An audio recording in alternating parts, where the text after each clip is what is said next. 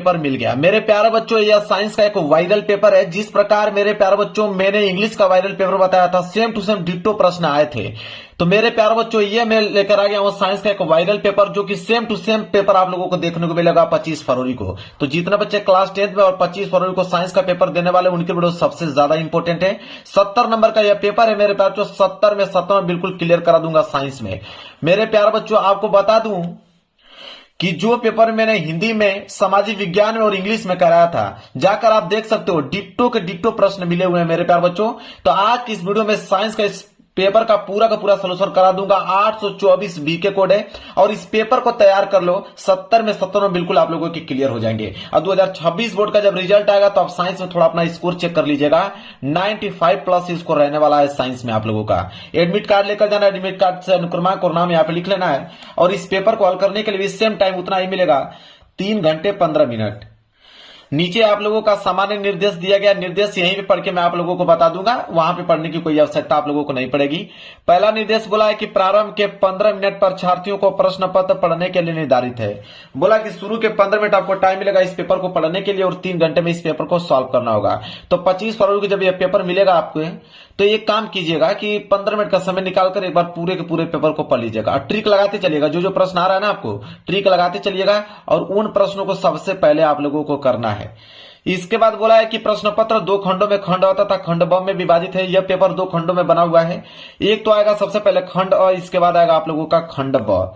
इसके बाद तीसरा है कि खंड अ तथा खंड ब में 3 उपखंड दिए रहेंगे, उपखंड क, ख, ग में विभाजित है। कह रहा है कि खंड अ में भी 3 उपखंड रहेंगे, खंड ब में भी 3 उपखंड रहेंगे। देखिए, साइंस में 3 उपखंड इसलिए आता है क्योंकि यहाँ पे फिजिक्स, केमिस्ट्री, बायोलॉजी तीनों के अलग अलग उपखंड बनते हैं इसमें। इसके बाद चौथा है कि प्रश्न पत्र के खंड अ में बहुविकल्पीय प्रश्न है, जिसमें सही विकल्प का चुनाव करके OMR शीट पर नीले अथवा काले बॉल पॉइंट पेन से सही विकल्प वाले गोले को पूर्ण रूप से भरे। कहने का मतलब मेरे प्यारे बच्चों यह है कि खंड में बहुविकल्पीय प्रश्न रहेंगे। कितने? तो टोटल 20 बहुविकल्पीय प्रश्न रहेंगे और इसी 20 में फिजिक्स के भी प्रश्न रहेंगे, केमिस्ट्री के और बायोलॉजी के। तीनों मिलाकर 20 नंबर का बहुविकल्पीय प्रश्न बनेगा। 20 प्रश्न 20 नंबर के लिए बनेगा, क्योंकि ऑलरेडी देखिए यहाँ पे बोल रखा है कि खंड अ में बहुविकल्पीय प्रश्न है तो प्रत्येक प्रश्न के लिए 1 अंक निर्धारित है। मतलब एक प्रश्न 1 नंबर के लिए पूछा जाएगा, इसलिए 20 प्रश्न 20 नंबर के लिए हो जाएगा। इसके बाद आएगा आपका खंड ब। खंड ब में आपके वर्णनात्मक प्रश्न रहेंगे, जो कि कितने नंबर के लिए रहेंगे? 50 नंबर का वर्णनात्मक प्रश्न रहेगा। बोला है कि प्रत्येक प्रश्न के सम्मुख उनके निर्धारित अंक दिए गए हैं। हर एक प्रश्न के आगे लिखा हुआ मिलेगा कि प्रश्न 1 नंबर का है या 2 नंबर का है या 4 नंबर का है या 6 नंबर का है। जितना भी नंबर का कोई भी प्रश्न होगा उसके सामने लिखा हुआ मिलेगा। इसके बाद है कि खंड ब के प्रत्येक उपखंड के सभी प्रश्न एक साथ करना आवश्यक है और प्रत्येक उपखंड नए पृष्ठ से प्रारंभ किया जाए। इसका मतलब यह है कि खंड ब में 3 उपखंड है, एक आपका क, एक आपका ख और एक आपका ग। ठीक है, फिजिक्स का, केमिस्ट्री का, बायोलॉजी का, और तीनों उपखंड को करना अनिवार्य है। और फिजिक्स का जब समाप्त हो जा रहा है, केमिस्ट्री को करने जा रहे हो तो नए पेज से आप प्रारंभ कीजिए। इसी तरह बायोलॉजी वाले जब खंड को करोगे तो नए पेज से उसको लिखना प्रारंभ कीजिए, यही बोला है। लास्ट निर्देश है कि सभी प्रश्न अनिवार्य, इसमें जितने भी प्रश्न दिए गए सारे प्रश्न करना अनिवार्य है। मेरे प्यारों को यह था निर्देश पढ़ के पूरा डिटेल में आप लोगों को समझा दिया। पेपर इधर से स्टार्ट हो रहा है, मैं पेपर आप लोगों को दिखाता हूं। देखिए मेरे प्यारे बच्चों, यहां से पेपर स्टार्ट है। सबसे पहले आया है खंड अ, और खंड अ में मेरे प्यारे बच्चों दिया हुआ है बहुविकल्पीय प्रश्न, और सबसे पहले आया है उपखंड क। उपखंड क में मतलब फिजिक्स वाला प्रश्न सबसे पहले आया है। इसके बाद केमिस्ट्री आएगा, इसके बाद बायोलॉजी आएगा। देखिए 20 प्रश्न है, जो कि एक नंबर के हिसाब से 20 नंबर आपको मिलेगा। और पहला प्रश्न देखिए क्या है। अब बहुत सिंपल प्रश्न है, कई बार इस प्रश्न को पढ़ा चुका हूं, मेरे पास वही पेपर में आ गया है।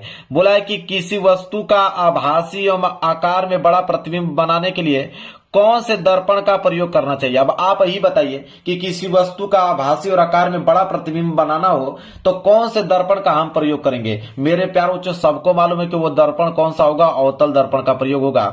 बी वाला जो है बिल्कुल राइट आंसर हो जाएगा। 1 नंबर क्लियर हो गया, बताइए 1 नंबर हो गया कि नहीं।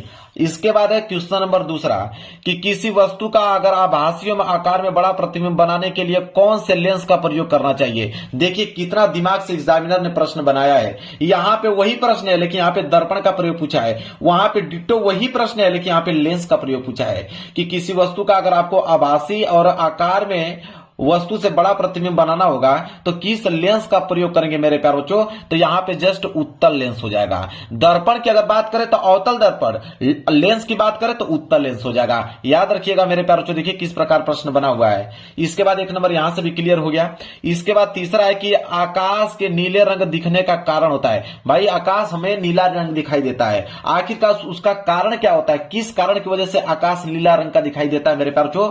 तो प्रकाश के प्रकीर्णन के कारण मेरे प्यारे बच्चों। यहां पे सी वाला ऑप्शन जो है बिल्कुल राइट आंसर हो जाएगा। आगे बढ़ते हैं, थोड़ा सा जूम कर दूं ताकि क्वेश्चन आपको स्पष्ट दिख पाए, बड़ा बड़ा दिख पाए, थोड़ा सा छोटा दिख रहा है। अब सही है क्वेश्चन नंबर 4 कि प्रकाश की चाल अधिकतम होती है। तो प्रकाश की चाल अधिकतम होती है मेरे प्यारे बच्चों, किस में अधिकतम होती है यह बताना है। तो मेरे प्यारे बच्चों जल में, कांच में, हीरे में, निर्वात में। निर्वात में मेरे प्यारे बच्चों प्रकाश की चाल अधिकतम होगी, क्योंकि निर्यात में जो है कण हैं जो दूर दूर होते हैं मेरे प्यारे बच्चों, और प्रकाश तीव्र गति से बाहर निकल जाता है, इसलिए उसकी स्पीड ज्यादा होती है किसमें? निर्वात में। याद रखिएगा डी वाला जो है बिल्कुल करेक्ट आंसर हो जाएगा।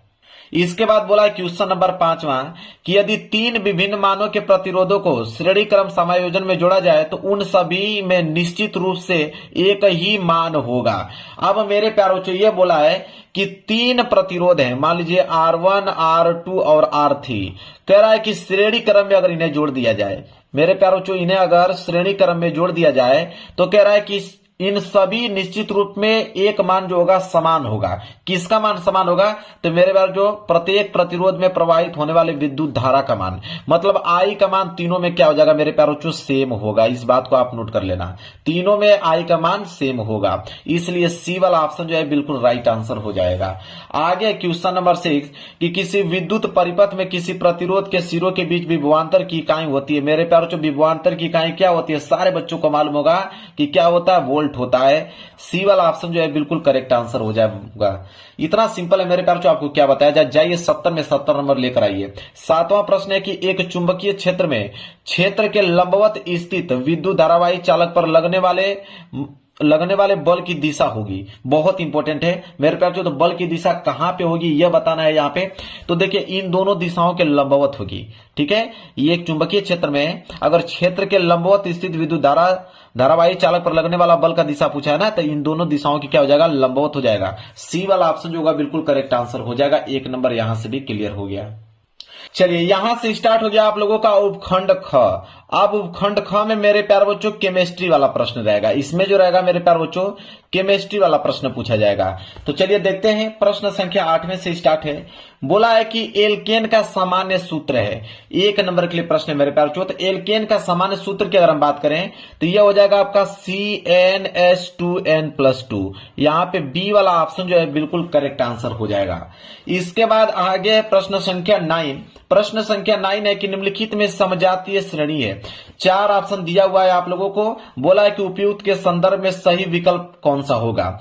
तो समजातीय श्रेणी की अगर हम बात करें मेरे प्यारे बच्चों तो इसमें देखिए एक आपका हो जाएगा C2H4 तथा C3H6, एक हो जाएगा आपका कि HCHO तथा CH3CHO, मतलब A और C जो है बिल्कुल करेक्ट आंसर हो जाएगा। इसलिए पहला और तीसरा मेरे प्यारे बच्चों यहाँ पे डी वाला ऑप्शन जो होगा बिल्कुल करेक्ट आंसर हो जाएगा। देख रहे हैं कितना बेहतरीन तरीके से क्वेश्चन को पूछा गया है। इसके बाद है क्वेश्चन नंबर 10वां कि निम्नलिखित में से कौन सी धातु ठंडे जल के साथ हाइड्रोजन गैस बनाती है।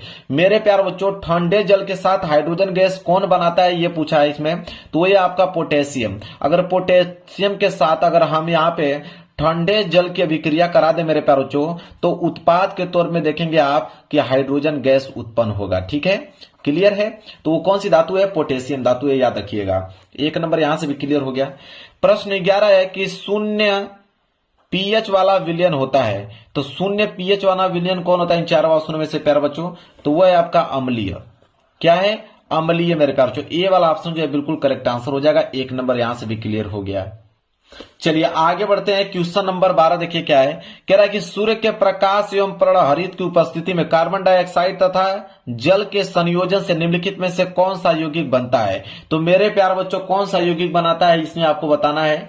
तो यहां पे देखिए सूर्य के प्रकाश एवं प्रणहरित की उपस्थिति में कार्बन डाइऑक्साइड और जल के संयोजन से जो यौगिक बनता है वो ग्लूकोज बनता है, क्योंकि भोजन जो पौधा होता है भोजन इसी प्रकार अपना ग्रहण करता है। ठीक है, तो ए वाला ऑप्शन जो होगा बिल्कुल राइट आंसर हो जाएगा। 1 नंबर यहां से भी क्लियर हो गया आप लोगों का। इसके बाद देखिए 13वां प्रश्न क्या दिया हुआ है। 13वां प्रश्न है मेरे प्यारे बच्चों कि निम्नलिखित रासायनिक समीकरण को पूर्ण करने में कौन सा यौगिक जो है वो प्रयुक्त होगा। बताना यहाँ पे क्या भरा जाएगा। इधर है आपका CH3COON और यहाँ पे CH4 और Na2CO3। बताना कि इस बीच में क्या भरा जाएगा।